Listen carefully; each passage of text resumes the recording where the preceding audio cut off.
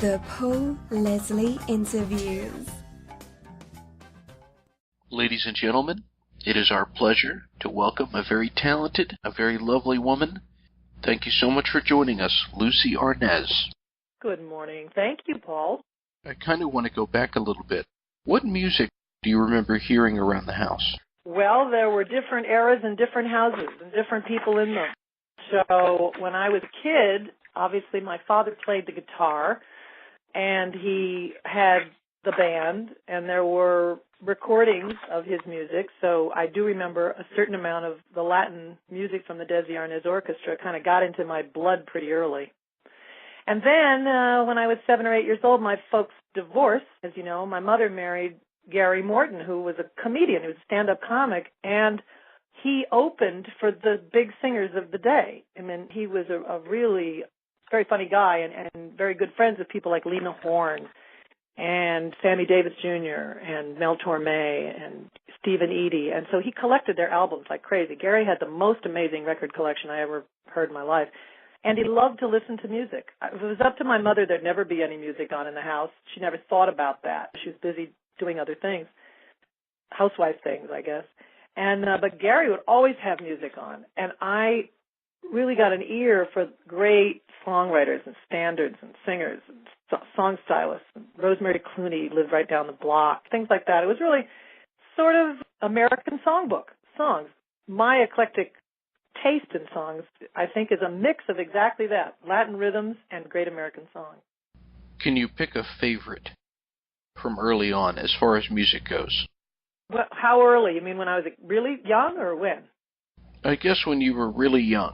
Like 5 or 7 or 9 or 10. I don't think I even knew the names of any bands then. I just listened to music, you know. You don't know bands when you're a kid. As a matter of fact, I probably listened to more musical cast recordings really in those days. And I knew singers, but other than the Theyre Arnaz Orchestra, I didn't really know there were bands. Do you know what I mean? I mean, I knew there were bands, but I didn't know they had names. And then I grew up, and I was in my teens, and I was already I was working. I was an actress already, and then you become familiar with, there's the Count Basie Orchestra. Of course, those are the ones that were behind Sinatra all those years. Or Harry James and his band I knew because my dad had Harry James and Betty Grable on the I Love Lucy show. So I was like, there's a guy named Harry James, and he has a band. And there's Glenn Miller and his orchestra. Oh, sure, okay, now it's all coming back. You just don't pay much attention to it when you're a kid. And Tommy Dorsey, and I mostly can remember arrangers' names before I would remember a band leader name.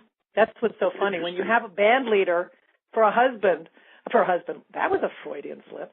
For a dad, your mother's husband is a band leader, you're going to hear about who wrote the music. You're going to hear about who arranged it. You're going to hear Nelson Riddle's name a lot. You're going to hear Don Costa's name. You're going to hear Marco Rizzo, who did the arrangement, or John Pickering, or, Peter Matz. Or that's the people I was listening to and learning about. Is there a certain song that you hear that instantly takes you back to your childhood? Yeah, I'm not sure if it's just one song, but you know how you have your favorite albums from that era, and I remember there was a Dean Martin album that my mother had. I don't even know the name of it now, but I just remember playing, it's a treat to beat your feet on the Mississippi mud, it's a treat to beat your feet on the, right? What a dance do they do? I love listening to Dean Martin. I could listen to Dean Martin all day long. There was something so happy and so joyous about his music. Even when he was singing sort of a romantic, sad love ballad, it was never sad. You always knew he was smiling while he was singing it. I just love that man. Can you remember your first singing performance? My first singing performance had to be on the Here's Lucy show. Gosh, I'd have to go back and remember which ones they were. You know what? That's a funny bit. I really can't. They're all blurred into one now. It started, it was on stage, too. I in high school, I auditioned for the first musical I ever auditioned for was Annie Get Your Oklahoma, and I played Ado Annie in Oklahoma. So probably my first singing performance was I Can't Say No in Oklahoma. I'd have to say that was probably it. Before that, I was lip syncing. Oh, okay. That's what kids do, You've performed on Broadway a lot. What have the performances on Broadway taught you? You know, it's interesting because the way I was trained was in front of a live audience with a 3-camera moving cameras technique where you go from the beginning of the show all the way to the end and you just stop for costume changes or to put new film in the camera. So we were doing little plays all along. My father actually invented that technique. I always felt like I was in a play, and then I did little plays in my backyard. And then I found a high school that had a great drama department, theater, be on stage. So Broadway was just a bigger stage. So really, I guess what you're asking is, what did Broadway teach you about before? What does stage? Broadway is schmodway. Broadway is 3,000 miles long and in everybody's backyard. Broadway is nice, but there are so many great theaters all across the country. They're centralized in New York. They're like, that's sort of like, if you can make it there, you can make it anywhere is what they say, but it's not actually true anymore. Broadway is actually very commercial right now, and a lot of things don't make it in New York because they don't have the elements to get the audience in and to pay the prices that you have to pay in order to put a show up on Broadway. It's just cost prohibitive. It's insane. But you can go to the most amazing theaters all around the country, not-for-profit theaters, community theaters sometimes, but not-for-profit regional theaters and performing arts centers are doing some magnificent work. And really it's just about, I guess, being in that field where it's not a film, is that you have to be prepared. You have to know your stuff. You must come to the table ready to go. That's what I love about the theater. It's the rehearsal process is something I adore. I love going deeper and deeper and deeper and perfecting it, working really hard, long hours, memorizing, going home at night, fixing it, coming back in the next day. And then that curtain goes up and nobody's there to save your butt. It's just you. There's no editor. There's no fancy schmancy music and stuff that's going to come in later and make your performance look better. No one's going to cut away when you're doing your best look. It's you. You're up there and it's a high wire act. Theater teaches you to be ready. You appeared in the musical remake of the film The Jazz Singer, which you co-starred with Neil Diamond in. What was that experience like? It was a great experience, actually, because came straight from the success of their playing our song on Broadway, being cast in that film opposite Neil Diamond and Laurence Olivier. I mean, Neil, who had never done a film before and was approaching this for the first time, but he was this ridiculously huge record star performer, and Laurence Olivier is like the greatest actor that ever lived. And to watch the similarities, strangely enough, of two people performing from completely different backgrounds who virtually approach the problems the same way. Fear is fear. Uncertainty is uncertainty. How you work with a bad director or a good director.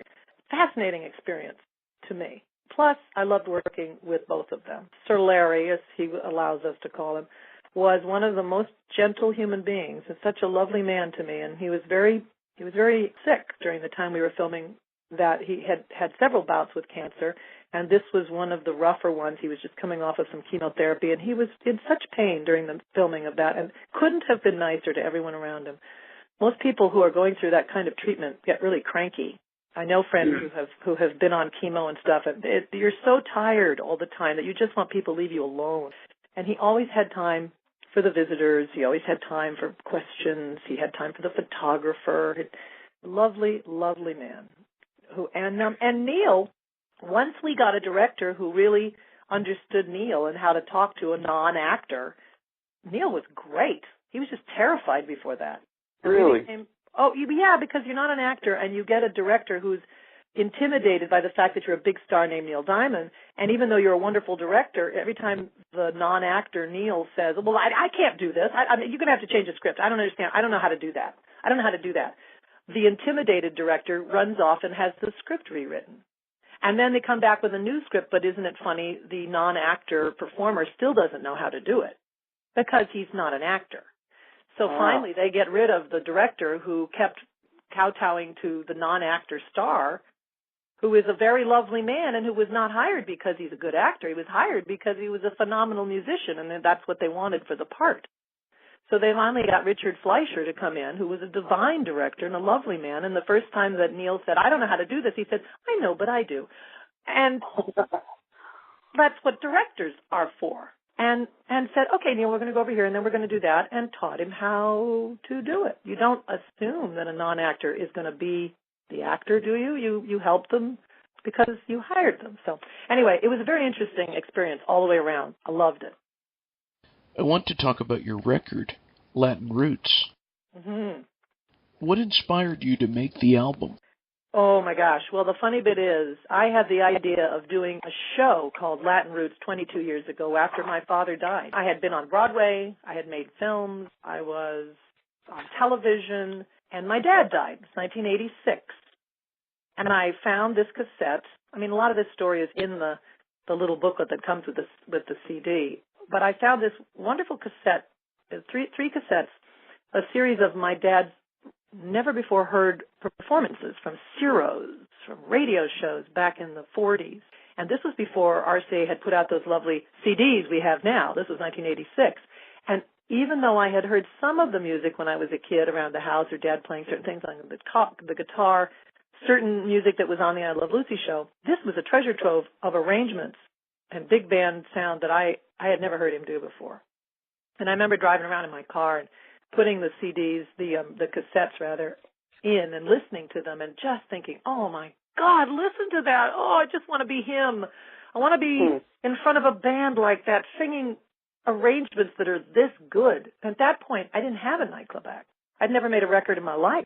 I made a record with Wayne Newton once. It was like, but I had never thought about doing that.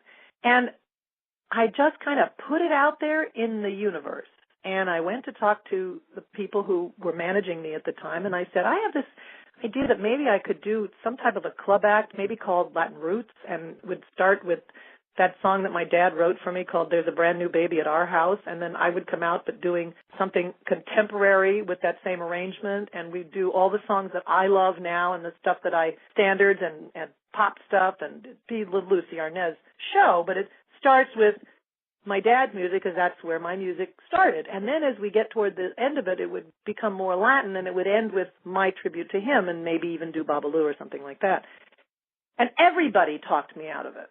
It was like, you don't want to do a nightclub act. Oh, come on, Lucy, it costs you hundreds of thousands of dollars, arrangements and people and bands, and it's the a-hole of show business. Nobody wants to do that anymore. And I went, yeah, but I do. That I'd like to do that. See, I'd really like to do that. No, you don't. You don't want to do that. It was unbelievable. It was like talking to a wall.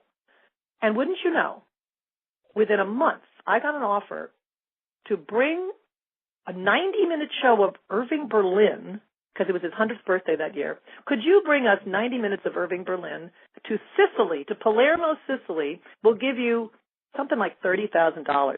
Sounds like a lot to you, but trust me, it isn't anything when you want to put 90 minutes of a show together and arrangements and costumes and things. Blah, blah, blah. Bring a band? Are you kidding? It's nothing. And this was 1988. And I said, whose list am I on? How did you even get my phone number? I don't have a nightclub act. And they went, well, no, you were recommended through some. I thought, really? Well, I said yes. And I had just met this amazing arranger named Ron Abel. And I went over to him and I said, hey, do you think you could do this with me? But the long story short, we did this show. It was a huge, big hit. We brought it over here. All the people who said you don't want to do a nightclub act were begging me to book it. We booked it for a solid year everywhere, Vegas, Atlantic City, Reno, Tahoe, everywhere. I had dancers in the show. It was great. We cut it down. It wasn't 90 minutes anymore. It was like Vegas time, an hour and something. And then it wasn't the 100th birthday of Irving Berlin anymore, so we took some of the Berlin out. We put Gershwin in. We took 22 years later, I'm still doing a nightclub act. Isn't that amazing? And yes. about 14 years ago, I made a CD, and I called it Just in Time, and I used a lot of the arrangements that I had been doing in my show. And immediately after that CD, I got great reviews, and right afterwards I said, okay, now the next CD is going to be called Latin Roots, and we're going to do the exact idea that I had 10 years ago, and we're going to do this show. And then life just took a left turn, and I ended up going to London and doing The Witches of Eastwick, and I had 2 kids in college, and, you just keep postponing it. So it didn't happen then. And then last year, I was asked, I had all my dad's charts at the Library of Congress, and I was asked by the 92nd Street Y Lyric and Lyricist show if I might want to take some of my father's arrangements and do a tribute to Latin music based on the music of the Desi Arnaz Orchestra. And all the charts were at the Library of Congress, so I got them to copy all chunks and chunks of this music. And Ron and I put together a show called Babalu, which was a tribute to my dad and Latin music, at the 92nd Street Y last January. And I said to Ron, you know what? We're going to have this show in 8 months at the 92nd Street Y. If we don't have that Latin Roots CD we've been talking about for 10 years for sale in the lobby, we're missing a very good opportunity here. And so we did. Simultaneously with doing the show, we were producing an album. And the CD came out the same weekend that the show was on.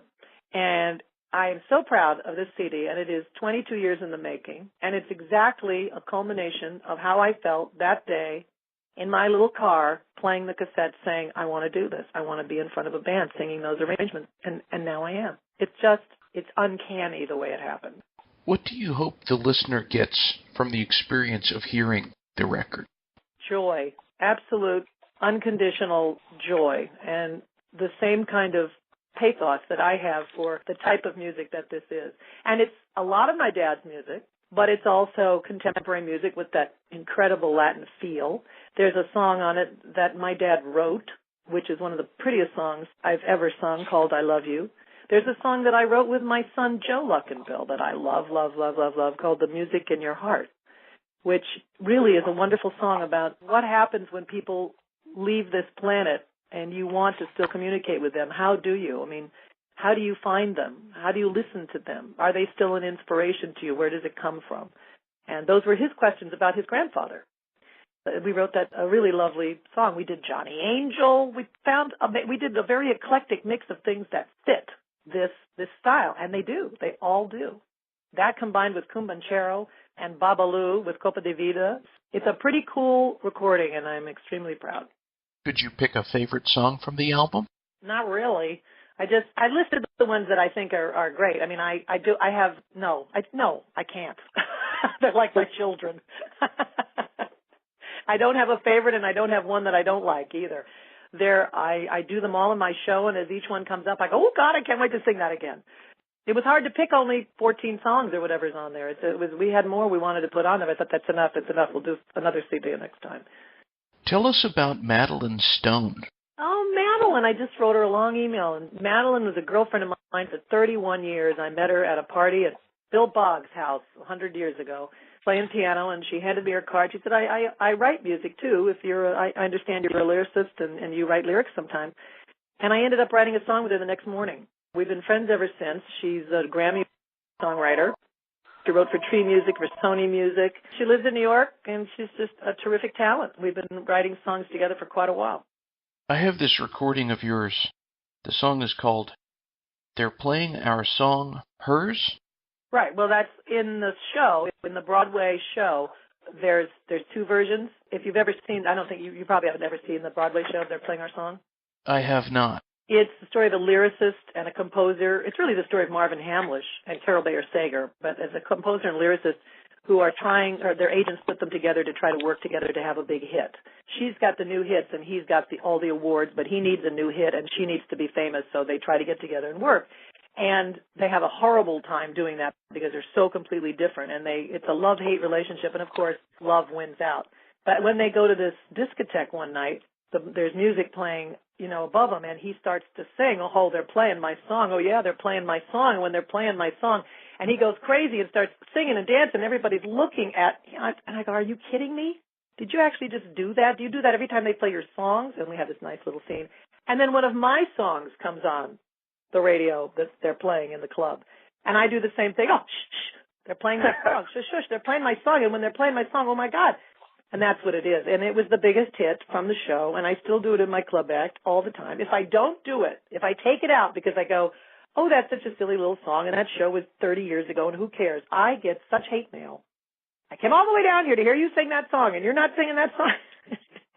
It's really funny. So that's what it is. That's my version of They're Playing Our Song from the Broadway show. What about the song, I believe it's called Tropical Trip? That was my father's radio show on CBS just before they did the I Love Lucy show. And he sang There's a Brand New Baby at Our House to me on that show. That's it. One night. Yeah. The day I was born, he had to go in the next morning and do his radio show. And he stayed up all night long with Eddie Maxwell. And he told me to open a bottle of champagne or two and wrote the lyrics and the music to this song called There's a Brand New Baby at Our House. And then he recorded it on the radio the next morning. And he said, so that when she grows up, she'll listen to it and she'll know that her old man sang and that there was such a thing called radio. And I love that. I still, every time I see that little clip, I put it in the Lucy Does You a Home movie, and I use it in my show sometimes. And I love listening to it because he says at the end, "I hope you're listening, miss." And I'm still listening. When do you believe an artist or performer is a success? When they're having so much fun doing what they do that they don't want to do anything else. It has nothing to do with money or fame. I think you're a success if you absolutely adore what you're doing and you can't wait to get out there and do it again. What is the best thing about being Lucie Arnaz? Oh, what's the best thing? There's so much good stuff about being Lucie Arnaz. There just is. It's a long, long, long laundry list of good things. I guess if I had to put it into one word, I don't think I can, so this has got to be a bad answer because I don't think there is a one short answer, but she's a seeker. Lucie Arnaz is a seeker, and she's always looking for a better way to know how to live life well. And when I say well, I don't mean wealthy. I mean well. I see. I have one more question, and it's very open-ended. Okay. What would you say to anyone who's listening? Oh, be good to yourself. Miss Arnaz, I really appreciate you doing this interview. It was my pleasure. It was lovely. What interesting questions.